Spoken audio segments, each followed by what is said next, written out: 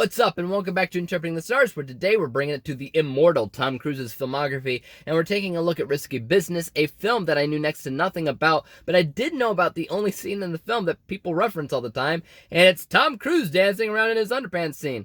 Famous for whatever reason, I knew nothing else about the film until now. Now, when it comes down to Tom Cruise, is this going to remain in the history books due to its refulgence, or is it something that you should instead refuse to watch? Let's get cracking. This review is brought to you by the word of the day, refulgence. A radiant or resplendent quality, like what my reviews are, right? Right?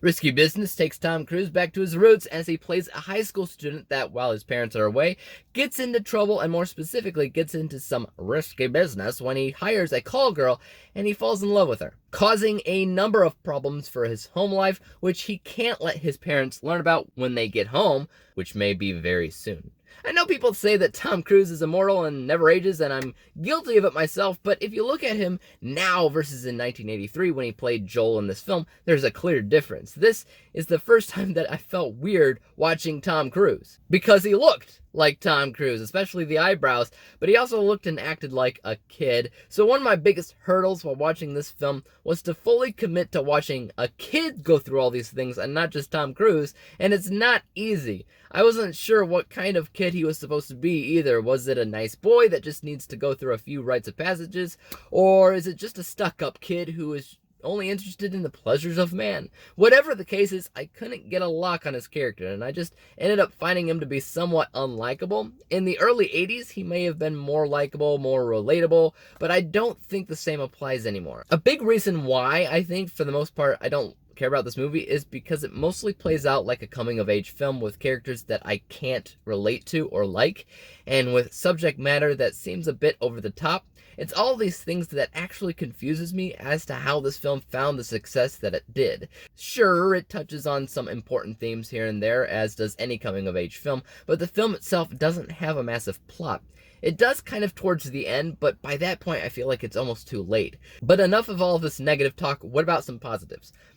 I have a couple of positives to mention. First of all, it did make me chuckle at a few moments here and there, and being a comedy, that's the whole point. The other positive is what this movie reminds me of, and Ferris Bueller. And Ferris Bueller came out after this. It got a teenager who has a couple of uptight parents, and through the events of the film, he finds the house to himself, and he gets into a number of problems throughout the film. One includes a mishap with an expensive car that doesn't belong to him, and towards the end, a race against time to get things right before the parents get home. It's weird. I don't know how to put it any other way. In general, I didn't know what I was expecting with this film since I knew next to nothing about it. For the most part, I wasn't expecting this. It's one of those movies that's okay, but better seen during the decade it came out in. It's not as relevant anymore, the characters aren't very strong, relatable, or honestly very likable. Take that as you will.